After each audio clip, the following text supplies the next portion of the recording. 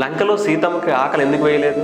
సీతమ్మ లంకలో ఉన్నప్పుడు రావణుడు ఆమెను చాలా ఇబ్బంది పెట్టాడు కదా. అప్పుడు అమ్మవారు ఎటువంటి ఆహారం తీసుకోకుండా కేవలం రామనామాన్ని మాత్రమే జపించారు. మరి ఆమెకు ఆకలి వేయలేదా? ఈ అద్భుతమైన కథ ఇప్పుడు చూద్దాం. సీతమ్మ ఆహారం తీసుకోకపోవడం చూసి బ్రహ్మదేవుడు చాలా బాధపడ్డాడు. ఎందుకంటే ఆమె ఆరోగ్యం ప్రమాదంలో పడుతుందని భయపడ్డాడు. అందుకే ఆయన దివ్యమైన ఆహారాన్ని సీతమ్మ కోసం ఇంద్రుడి చేత పంపించారు. దివ్య ఆహారం తీసుకురావడానికి ఇంద్రుడు మాయా రూపంలో సీతమ్మ దగ్గరకు వచ్చారు.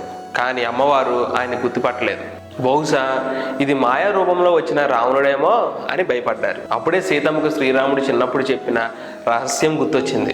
దేవతలను ఎలా గుర్తుపట్టాలో రామయ్య కొన్ని గుర్తులు చెప్పారు. ఇంద్రుడు ఒక్కసారి కూడా కన్నురెప్పలు కొట్టలేదు, అలాగే ఆయన పాదాలు నేలకు తాకలేదు. ఈ గుర్తుల ద్వారా సీతమ్మ ఇంద్రుడిని గుర్తుపట్టి ఆ దివ్యమైన ఆహారాన్ని తీసుకున్నారు. ఆ దివ్య ఆహారం తీసుకున్నాక సీతమ్మ లంకలో ఉన్నన్ని రోజులు ఎటువంటి ఆహారం తీసుకోకుండా కేవలం రామనామ జపాన్ని మాత్రమే చేసుకుంటూ ఉన్నారు. అందుకే ఆమెకి ఆకలి వేయలేదు. ఈ అద్భుతమైన కథ మీకు నచ్చితే జై సీతారామ అని కామెంట్ చేయండి. ఈ ముఖ్యమైన విషయాన్ని అందరికీ చెప్పండి.